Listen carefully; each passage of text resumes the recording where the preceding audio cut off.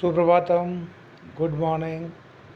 आज हम संस्कृत का बहुत ही महत्वपूर्ण और सरल जो एक प्रकरणम है, टॉपिक है संस्कृत अव्यय, उसके बारे में पढ़ेंगे। यह जो टॉपिक है, इस टॉपिक्स में से 2 नंबर का एक क्वेश्चन आपके आने वाला है, जो कि ऑब्जेक्टिव भी आ सकता है और कैसे भी आ सकता है। तो इसके लिए आप उसको ध्यानपूर्वक देखें, बहुत ही आसान है। केवल आपको इसके अर्थ याद करने हैं और पहचानना है कि ये अवयव है। अवयव और उपसर्ग, जैसे इससे पहले हमने उपसर्ग टॉपिक पढ़ा था जिसमें 22 उपसर्ग थे। उपसर्ग भी अवयव के अंदर ही आते हैं, तो वो तो एक टॉपिक अलग हो गया, पूरा पढ़ लिया था अपन ने। आज हम पढ़ रहे हैं अवयव। चलिए शुरू करते हैं हम इस अवयव प्रकरण को।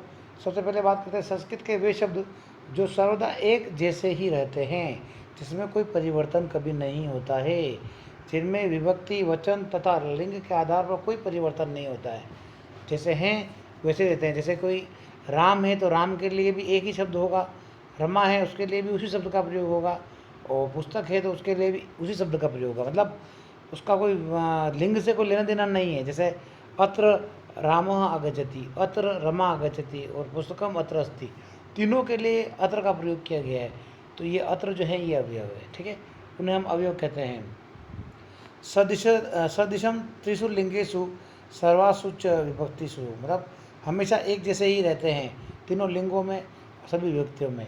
वचनेषु च सर्वेषु यत्नम वेति तद इदम, है ना, सभी की वचनों में और जहाँ कहीं पर भी इसका प्रयत्न किया जाए।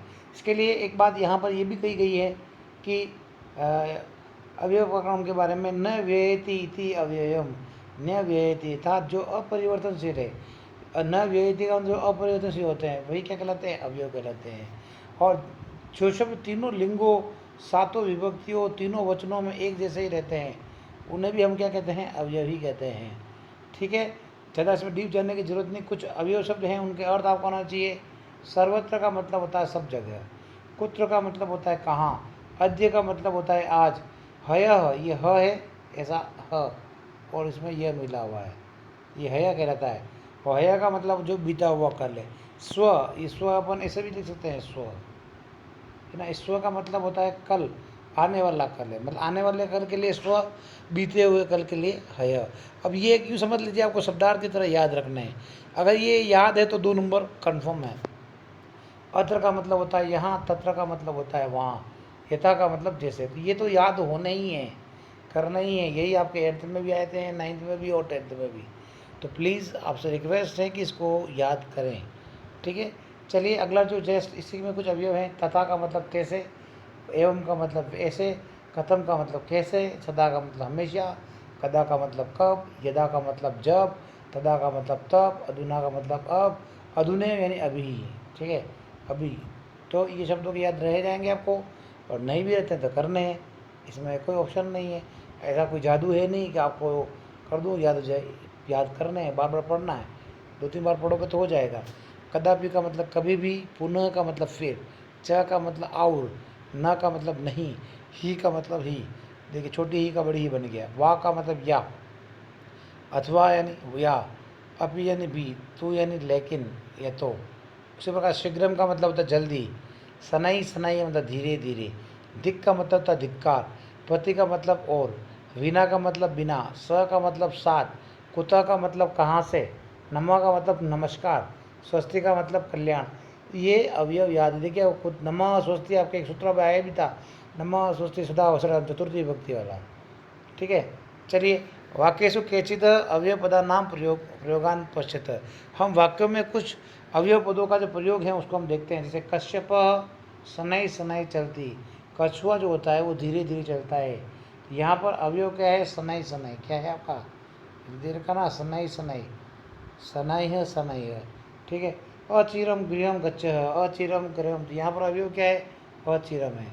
अहम स्व वाराणसी गमिष्यामि, यहाँ क्या अवयव है, स्व। हया मम गृह उत्सव आसीत, हया मतलब क्या है, आने वाला कल के, बीता हुआ कल, बीता हुआ कल। सहसा निर्णय न करने, सहसा ने अचानक, ये अवयव है। इदानीम अहम संस्कृत पढ़ रहा हूँ, इदानीम इस समय मैं संस्कृत पढ़ रहा हूँ। यद्यपि अद्य अवकाश, यद्यपि अवयव है। अथ रामायण कथा, अथ मतलब अब ये रामायण कथा प्रारंभ हो रही है। ठीक है। तो ये शब्द जो दे रखे हैं डार्क ब्लैक कलर में, वो सभी आपके क्या हैं, अवयव हैं। तो ये आपको पहचान होनी चाहिए, पर ऐसा ही प्रश्न आएगा। ठीक, और मैं आपको थोड़ा सा डिटेल में ले चलता हूँ। वाक्यसु के कैंसाचित अवयव बताना प्रयोग पश्यत। देखिए यहाँ पर अत्र गच्छ, बताओ क्या है अव्यय, अत्र। Very good. हम कुत्रापि न गमिष्यामि, क्या होगा यहाँ पर, कुत्रापि। नक्तम दधि न भुंजित, नक्तम। ठीक, कक्षायाम तूष्णीम तिष्ठ, तूष्णीम। पुरा अशोक राजा आसीत, पुरा। कुक्कर इतस्ततः भ्रमति, इतस्ततः। यत्र यत्र धूम तत्र तत्र, यहाँ पर यत्र यत्र और तत् तत्, जो ब्लैक शेडो में है वो आपके हैं अवयव। ठीक है। चलिए, यहाँ यह भी दातव्य है कि यकार एवं तकार वाले, जैसे कि यद्यपि, तथा, तथापि, यथा तथा, यदि तरही, यत्र तत्र, यावत् तावत्, तदा यदा तदा इत्यादि अवयवों का वाक्यों में प्रयोग करते समय प्रायशः एक साथ ही करना चाहिए, अन्यथा ये अपूर्ण होते हैं। मतलब जो ये जोड़े बने हुए हैं यकार और तकार के, उनको एक साथ ही प्रयोग करना है, अकेले के प्रयोग करने से कोई अर्थ निकलेगा नहीं। फिर देखिए, मैंने कुछ अवयव आपके लिए और दिए हैं, इनके अर्थ भी आप देख लीजिएगा। अपी का मतलब भी, इति का मतलब ऐसा, यू का मतलब समान, उच्च का मतलब जोर से, ए का मतलब ही, कदा का मतलब कब, कुत्ता का मतलब कहाँ से। तो ये अवयव आपको याद होने चाहिए। नूनम का मतलब अवश्य, पूरा का मतलब प्राचीन, माँ का मतलब मत, इतस्ततः का मतलब इधर उधर, कुत्र का मतलब कहाँ से, अतः का यथा तथा यहाँ तहाँ, यत्र तत्र जहाँ वहाँ, यथा तथा जैसे वैसे। ये देखिए आगे ना, साथ साथ आगे, यथा तथा जैसे वैसे, यदा कदा कभी कभी, यावत तावत जब तक तब तक, वीरा का मतलब बिना, सहसा का मतलब अचानक, स्व यानी आने वाला का, हया यानी बीता हुआ का। ये सब अवयव पढ़ चुके हैं हम, और यही इम्पोर्टेंट है कि आपको आना चाहिए। अधुना का मतलब अब या आजकल, बही का मतलब बाहर, वृथा का मतलब व्यर्थ, कदापि का मतलब कभी भी, स्नाई का मतलब धीरे, किमर्थम का मतलब क्यों, इदानीम का मतलब अब, यथ का मतलब कि। ठीक है। अब आइए, यहाँ पर कुछ एक दो नियम हैं, संस्कृत में होते हैं, उसी पर इंग्लिश की तरह संस्कृत में भी है। नॉट, कत्वा, तुमून, लप्य। कौन कौन से, तो कत्वा, तुमून, लप्य प्रत्यय, ऐसे बने शब्द जो होते हैं वो अवयव कहलाते हैं। अब यहाँ देखिए, पठित्वा, चलित्वा, हसित्वा, गत्वा, हसितुम, विहाय, प्रहाय, इस प्रकार जो ये जो कत्वा, तुमून और लप्य प्रत्यय के शब्द होंगे वो सभी अवयव कहलाएंगे। बहुत इंपॉर्टेंट बात है। फिर अव्ययीभाव समास में बने शब्द जो भी होंगे वो सभी भी अवयव कहलाएंगे, जैसे यथाशक्ति, कुकृष्णम, सचक्रम।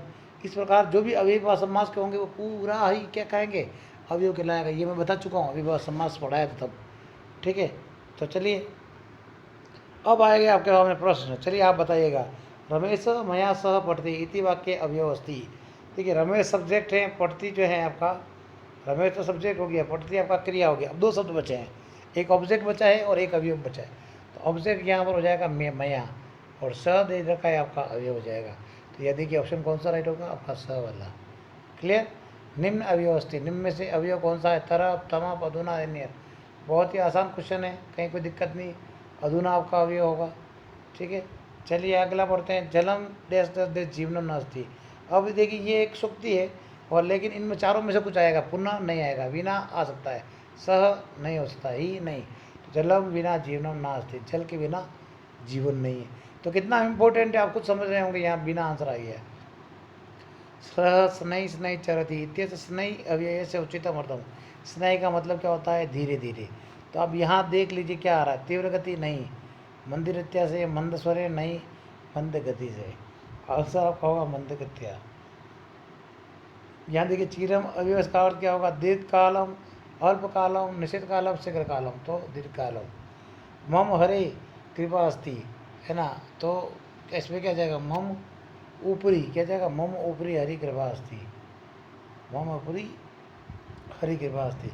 तो बच्चों, आज हमने पढ़ा है अवयव प्रक्रम, बहुत ही संक्षिप्त में और बहुत ही आसान तरीके से पढ़े हैं। इसका सबसे एक ही अच्छी ट्रिक है, इसका पहचानना आना चाहिए अवयव कौन कौन से हैं, और ये जो अवयव है इनके अर्थ बता चुका हूँ, इनकी परिभाषा बता चुका हूँ। इसके बाद भी कोई समस्या है तो आप मुझे वापस कांटेक्ट कर सकते हैं मेरा नंबर पे। ठीक है बेटा, इसकी याद करें, याद करें और याद करें। तीन बातें इंपॉर्टेंट है और तीनों बातें याद करें। Thank you.